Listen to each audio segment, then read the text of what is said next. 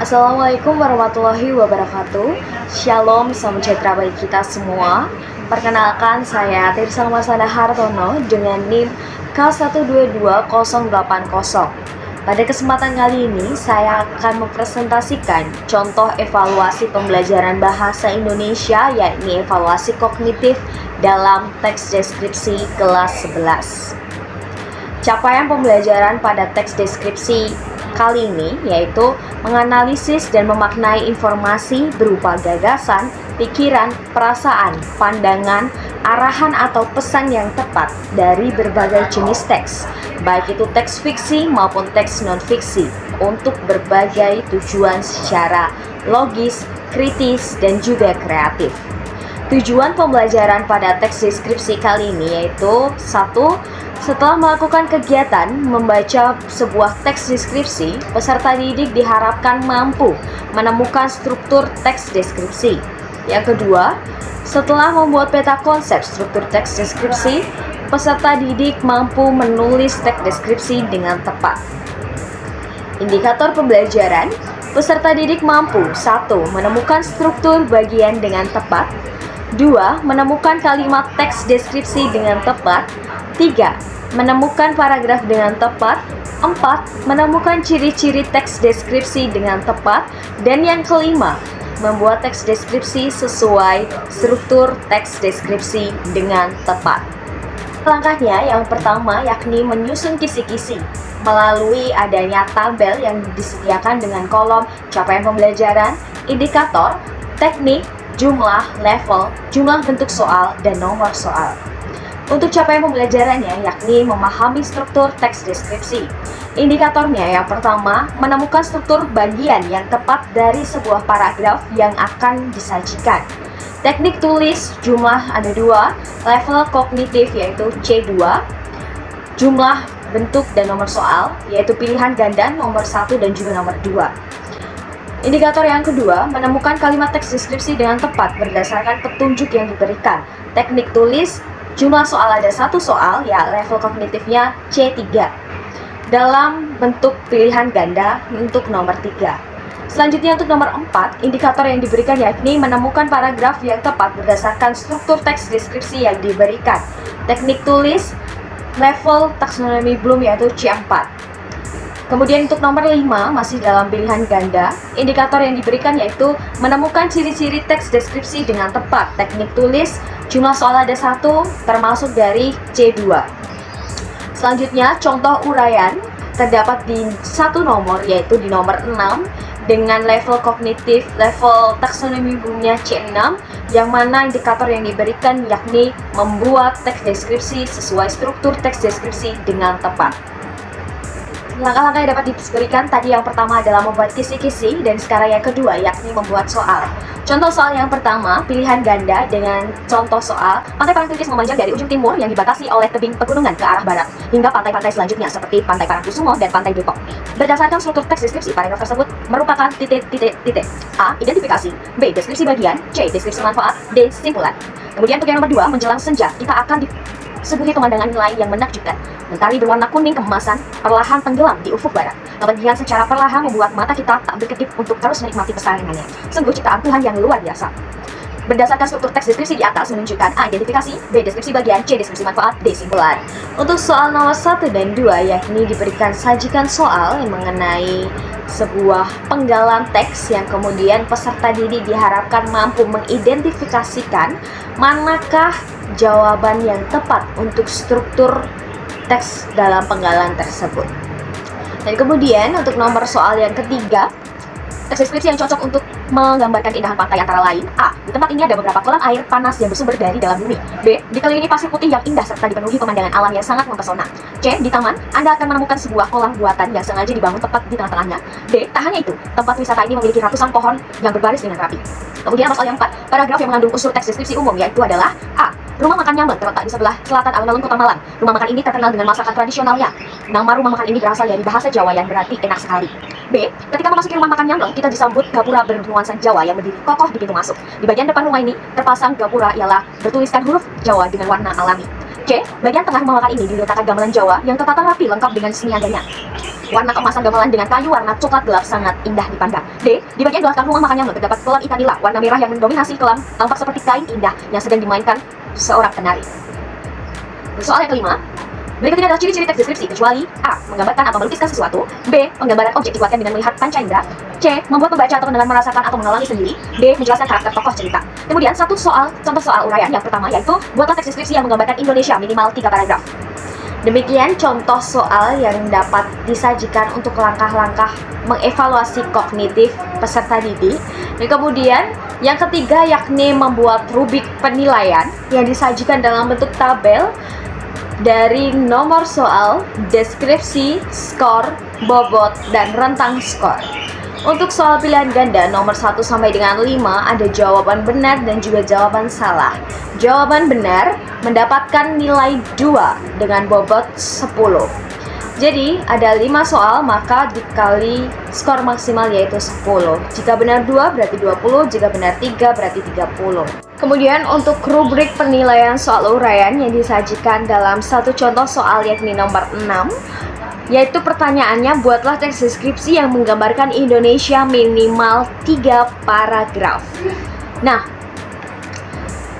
karena ada ketentuan 3 paragraf, maka dalam rubrik penilaian terdapat deskripsi seperti demikian. Yang pertama, struktur teks deskripsi sesuai, terdapat 3 paragraf sesuai ketentuan, maka mendapatkan skor 5 dengan bobot 10.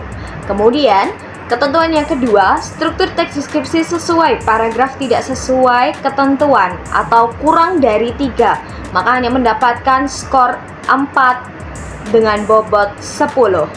Kemudian yang ketiga, struktur teks deskripsi tidak sesuai, hanya terdapat 1 paragraf, maka mendapatkan skor 3 dengan bobot 10.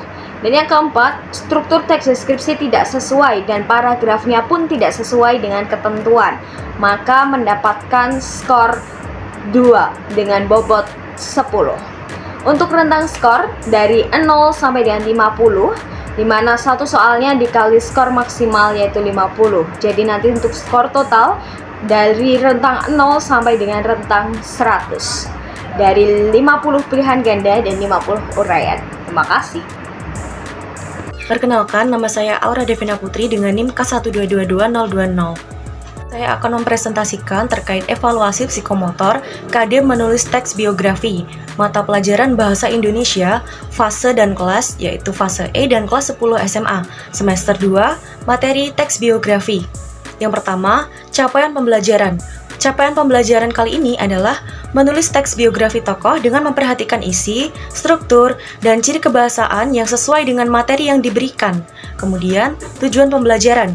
Setelah memperhatikan isi, struktur, dan ciri kebahasaan dalam teks biografi, peserta didik mampu menghasilkan teks biografi tokoh sastrawan secara tertulis dengan memperhatikan struktur, ciri kebahasaan, dan kaidah penulisan yang sesuai.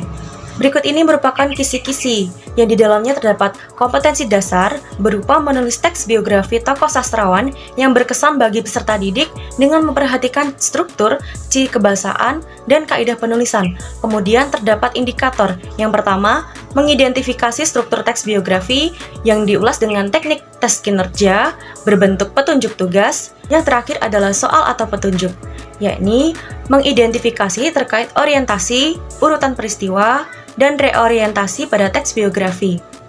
Indikator kedua, membuat dan mengembangkan kerangka teks biografi dengan memperhatikan struktur, ciri kebahasaan, dan kaidah penulisan yang diulas dengan teknik tes kinerja yang berbentuk petunjuk tugas. Kemudian soal atau petunjuknya, membuat kerangka teks biografi tokoh sastrawan, kemudian mengembangkan kerangka tersebut menjadi teks biografi dengan struktur yang lengkap dan bahasa yang baku.